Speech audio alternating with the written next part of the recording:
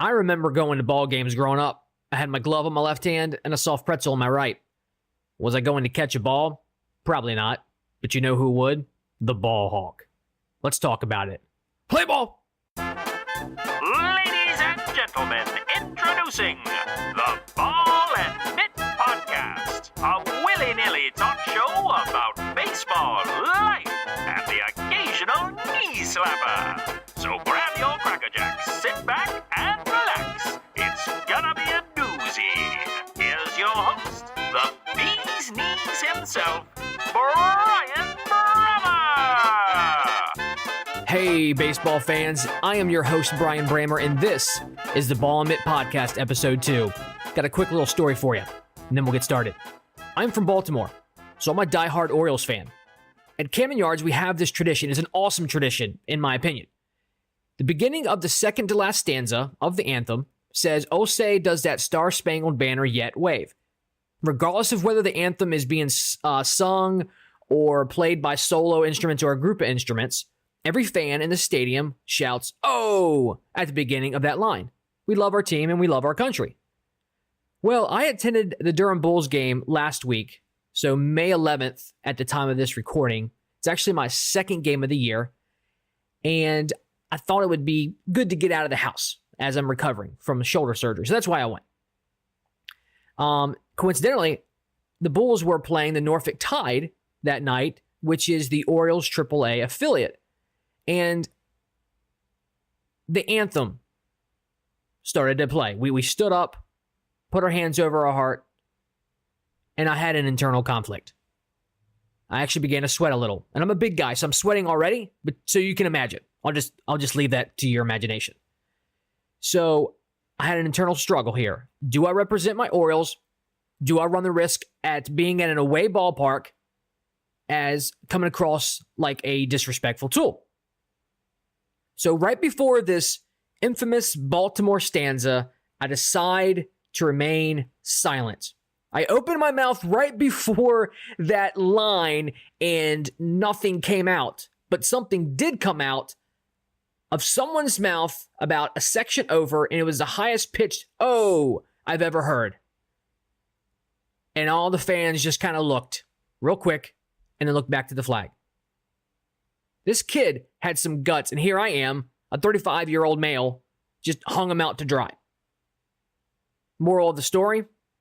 Well, there isn't one, because I'm good, but that kid is going to get a whooping and grounded for life for what he did, because his parents were embarrassed. All right, Wrigley Field. It's one of the most historic and popular ballparks in professional sports.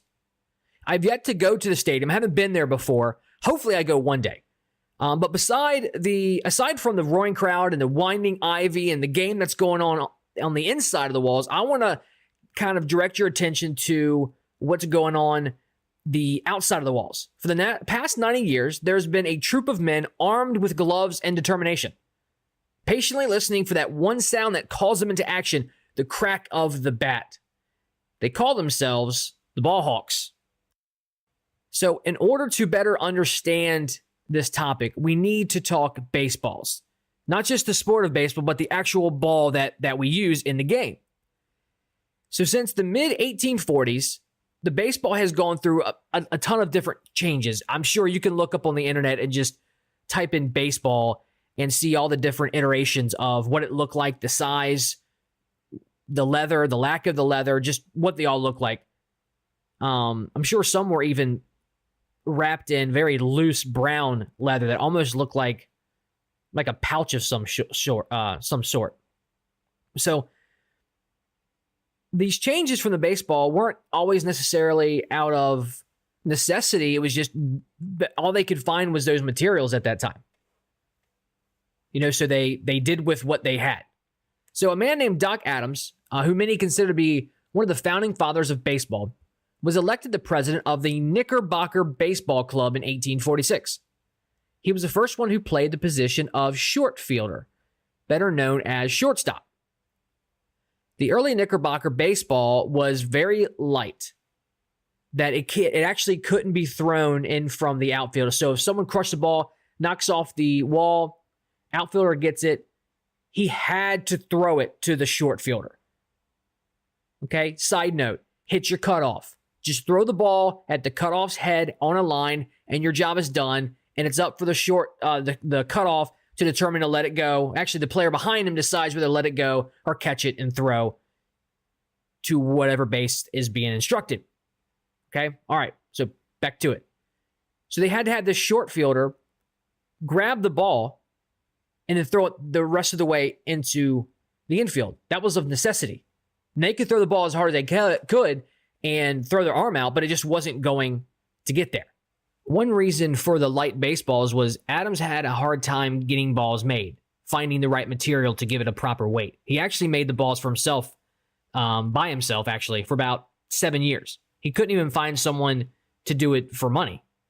But eventually, the balls became easier to manufacture. And the short fielder, who actually played the part of like a rover in your co-ed softball leagues, he moved into the infield and became the shortstop. So originally, I think, I didn't do that much research on this. You just assumed that there were 3 infielders, first, second, and third, and then the shortstop came in to fill in an extra gap. So anyway, these balls became very valuable. And one of the main reasons why they were valuable is because there wasn't a lot that existed at the time. And so what happens is when there was a ball game, whoever won the game got to keep the ball. So if you didn't win, you don't have a ball, and so you can't schedule a game or play a game. You are at the mercy of whoever had the ball. So by, I'd say 1915, a dozen balls cost $15. And that's equivalent to $366 today.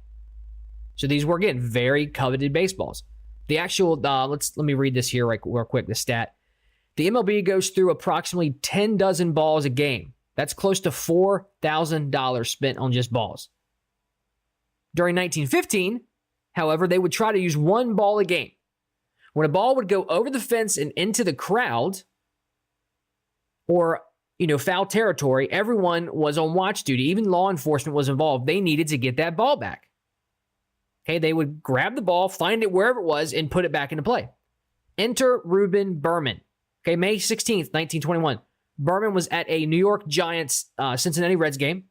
At one point, there was a foul ball that came Berman's way, and he snagged it. As was the custom at that time, the stadium attendant, I'll put that in quotes because it was probably law enforcement, kind of like security, they instructed Berman to hand the ball over, and he refused. And do you remember that movie? I love it. Angels in the Outfield, where Knox comes out at the beginning of the movie, and the pitcher Gates, he goes to pull him, and Knox asks for the ball, and then Gates decides to throw it away, and then throw his glove as well, and they start fighting. Well, Berman did that. He actually tossed the ball over his head, and it disappeared in the crowd, and they were so upset, they actually took Berman into the main field's office, and all they really did was slap on the wrist and send him home. But interesting other side note is I read in one case, this was actually in a book called Baseball by Zach Campbell, and we'll get to Zach Campbell later on, is there was a child about 10 or 11 years old who caught a ball and he didn't want to give it back, so they detained him. And that's how serious this was. We need that baseball. All right, so what did Berman decide to do after he was slapped on the wrist, embarrassed? He decided to sue. He said he felt publicly humiliated. And it's funny, it's not that much different than today. You can sue for just getting your feelings hurt. Anyway, I digress. The court ruled in Berman's favor, and he was awarded $100. The court rules that Berman had a right to the foul ball that he caught. Therefore, Reuben's rule was instituted. Now, although some managers at that time had already started letting the fans keep the balls, like the manager for the Cubs, this slowly became something that was, what's the word I'm looking for? A custom. It was something that managers allowed fans to do. So what makes these balls so valuable? It's the experience. It's the excitement. It's the story that cocoons the retrieving of the ball. When I was growing up, my brother and I, we'd always play baseball in the backfield. My sister would kind of just eat snacks and watch us. But we used whatever we could find to play. Usually it was a tennis ball and a wooden bat. Sometimes I played stickball with a racquetball. Of course, we play wiffle ball, and actually wiffle ball is a lot more competitive nowadays. I even used a lacrosse ball once. if I can remember. Yeah, I use a crawl, and I don't recommend this because that thing hurts no matter where it hits you. Let's go ahead and take a little break and see if you can connect with this knuckleball.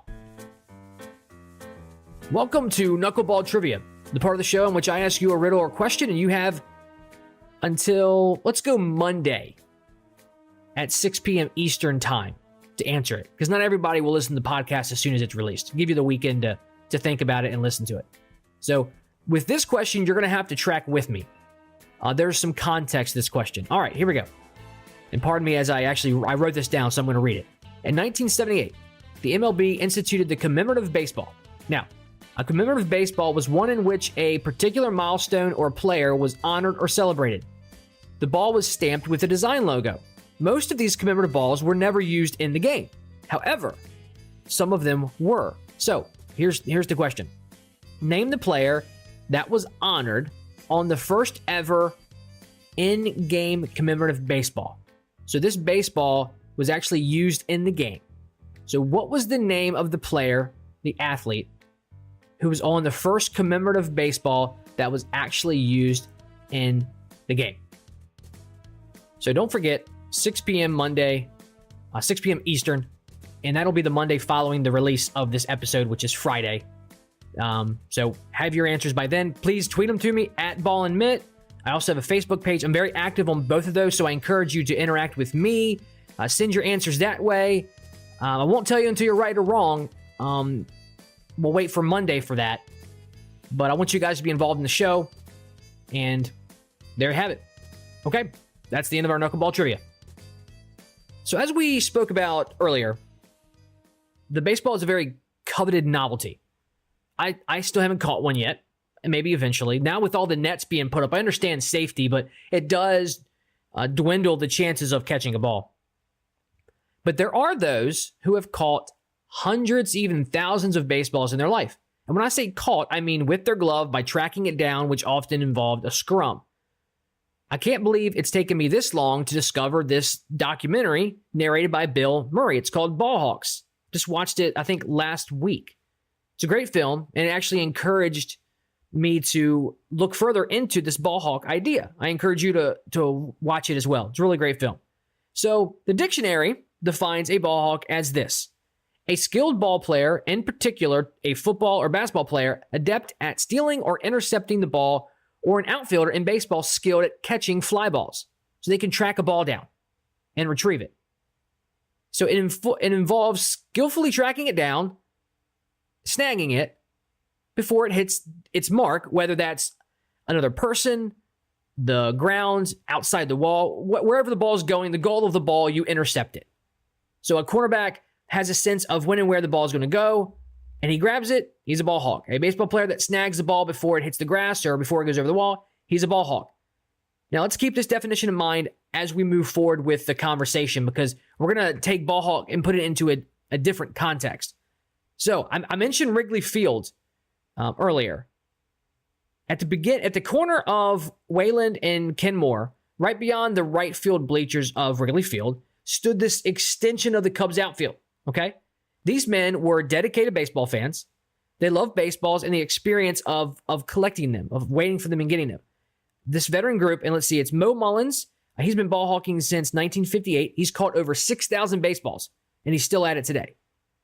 When he was younger, this is interesting, he would catch a baseball, sell it for 50 cents, and then go and buy a hamburger and a Coke. So he's already got a job. Good for him. Another popular ball hawk is Super Dave Davison. He's been doing it for 30 years. He also sells his baseballs for those who want to buy it, and then also turns them into jewelry and sells right there on the street. He is actually known for snagging David Ross's 100th career home run. He even has a limited edition bobblehead made in his likeness. I would love to have a bobblehead of me. I love those things. Or those little pop vinyl figurines of like TV shows and movies. They're cool.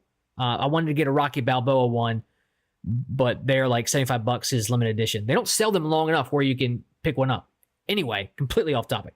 So these guys were passionate and they were good at what they did. So that was then, as far as where it started about 90 years ago.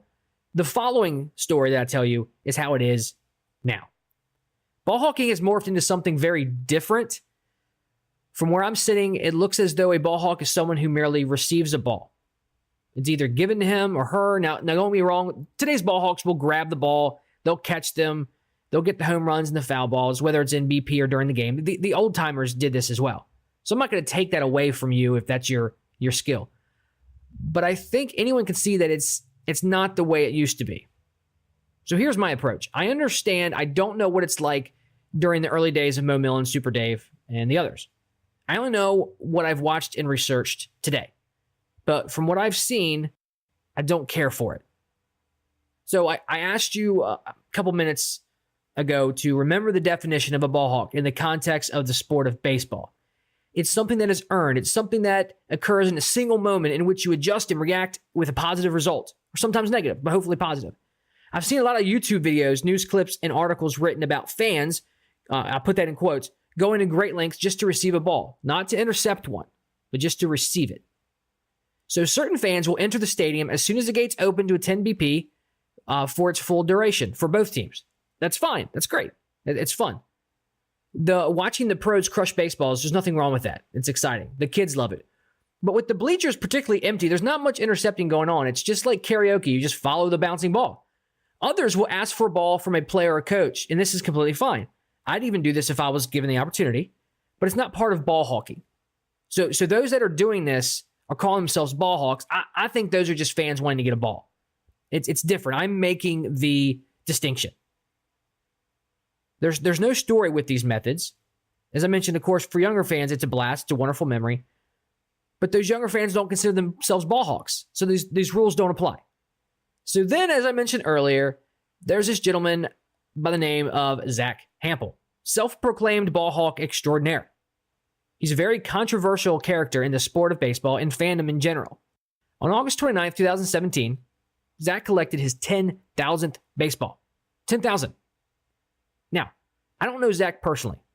All I know is what's publicized about him and doing research. I read the good articles, I read the bad articles, watched some videos. I want to try to not be super subjective about this. I actually have his book called Baseball. In fact, it's one of my sources for this episode. He loves baseball. He's got a deep knowledge of the sport. And I don't know his background or where he came from, so I'm not here to judge. It's not my job. But he is one of the front runners in this modern day ball hawking. However, again, referencing back to the ball hawk definition earlier and giving you the historical flyby that's happened at Waveland Avenue, I'd like to conclude that Zach Campbell and the many others that aspire to do what he does and be like him, they're not ball hawks. That is my thesis. Hampel can catch a ball. There are several videos of him running around the stadium tracking balls and catching them. He has an ability, a skill, if you will. But a ball hawk uses his skill within a competition, in the moment, as it occurs in real time. Zach and his merry men fabricate this. They cheat the system. Here's 5 points. There's a huge difference between being inside the stadium 2 hours in advance with no competition and waiting outside the stadium walls with other men just as determined as you are. You are free to roam with no repercussions. You get every ball that comes. At this point, you're just collecting balls. You're picking up the garbage, for a lack of a better term. There's no effort. Second point. Asking for baseball should be against the rules. Again, in the context of calling yourself a ball hawk, if there are kids who are dying to get a ball, they get one and they go away happy, that's awesome. I love to see a smile on a kid's face when they get a baseball. If you ever watch any game, the cameraman will zone in on where the foul ball went, and there's so many stories about someone getting a ball, giving it to a kid, and they've just made that kid's day. That's awesome. But asking for baseballs that you couldn't or didn't catch disqualifies you. If a player throws you a ball, that's not ball hawking. You're just playing catch. Number 3. Here's a good one. Hampel created this device to grab balls that lay at the warning track. So it's a glove that has a pencil inside to kind of prop it open, but then also a rubber band that kind of secures it. And he ties a string at the end of the glove, and other people have copied this idea. I've seen it. Drops the glove down the field, and it catches the ball, and he brings it up. At that point, you're just a good engineer. That's not being a ball hawk. You're a ball snatcher. 4. So baseball has plenty of unwritten rules that you do or don't do out of respect of the player in the game. I'd contend to say that there are some unwritten rules for fans that aren't necessarily illegal. Stay away from the illegal ones. One of them being this: stay in your lane. Running around the stadium, tracking down where a hitter is most likely to foul one off or hit the long ball is just, it's obnoxious. I think that's the best word for it. Take a look at the 3 numbers on your ticket: section, row, seat, stay put. 5. This one is a bit irritating as well. Bringing a change of clothes that represent both teams playing is straight up being a punk. Deceptively making the players think you are a fan so they can give you your 10th ball before the game even begins is, again, obnoxious. In one instance, Hampel, this is interesting. I think it was last year this happened, last summer. Hampel asked for a ball from Clayton Kershaw, and he said, "No, you've got 7,000 of them." So the story, there was more to the story, and how the media kind of blew that up, but that's not going to serve my purpose here. The unfortunate thing is that fans, including younger kids, think this type of ball hawking is what the game is about. It's not. It's part of the stadium experience, but not part of the game. Battling it out on the streets of Waveland Avenue after a ball unexpectedly soars over the right field bleachers is ballhawk. That's ball hawking. These guys were ballhawks. You can't talk about this phenomenon without mentioning some of their names. A ballhawk is who you are, not what you do. I had mentioned earlier that Super Dave caught Dave Ross's 100th home run. Well, what did he do with it? He gave it back and got a picture with Dave. And do you know why? Because it was Ross's ball. And Super Dave knew that, recognized that. That was Ross's milestone, his accomplishment. If a player wants his ball, you give it back. If he doesn't, then it's yours. Now, in comparison, Hampel caught A-Rod's 3,000th hit, which was also a home run. Of all people to catch A-Rod's 3,000th hit, it was Hampel. He sat on it for days. He's even on record for saying that A-Rod's hit was his ball and that he, being Hampel, earned it. Really? I don't remember seeing you in the box hitting the other 2,999 base hits. Hampel also said, "People think I'm trying to increase the offer by holding out. But that's not it. It's a very complex situation, and the proper procedures should be put in place." I hate to inform you, Hampel, it's actually not that complex. You give the ball back. Period. Now, I understand he negotiated a contribution from the Yankees to pitch in for baseball.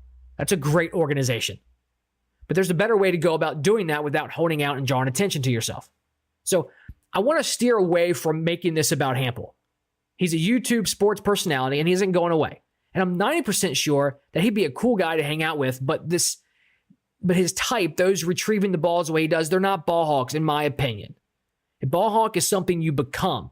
Ball hawking isn't even something that you do necessarily. A ball hawk is something that you are. It's part of you and your character. It's how you see the game and your part in it as a fan. Outside of Waveland Avenue and other parts of the world that I may not be aware of are where the true ball hawks live. Again, I do want to note that what Hampel did with Pitch In for Baseball is great. Always great news when a charity is involved. Recently, Kenley Jansen, closer for the Dodgers, came to the aid of a Dutch citizen who is struggling with MS. So Jansen and his brother chose to cover the rest of Amadeo Ellensberg, the rest of his costs, and they'll pay the $72,000 needed to get Ellensberg to Russia for treatment. To whom much is given, much will be required. As a baseball fan, as the human race in general, we are blessed so that we can be a blessing to others. And it appears that Jansen got the memo. I did want to thank Chris Selm for responding on my website about the Pace of Play Rules 2018. He left a comment there. It's awesome. Interacted with him. Left him a comment. I like that kind of thing. So again, I'm just going to reiterate. Let's try to keep that going and make this an awesome ball and mitt community. And with that, let's wrap it up. Welcome to Three Strikes. This is the part of the show where I give you some life advice, and it's either beneficial or maybe it's not. Strike 1. Take the time to read your children bedtime stories. They will remember those moments forever. It appears that Reds pitcher Jared Hughes remembers his favorite story, The Three Little Pigs, because he was huffing and puffing, sprinting from the bullpen. Strike 2. If you're having trouble with something embarrassing in your life, like an awkward moment or a nickname you don't like, embrace it, like Sean Doolittle, because his Twitter handle of "What Would Do" is the greatest thing I've ever heard. Strike 3. If you do not go full force in celebrating National Pretzel Day every April 26th, please unsubscribe from the podcast. That's strike 3, and I'm out. See ya! Well, folks, that's a wrap. This has been a Ball and Mitt podcast production.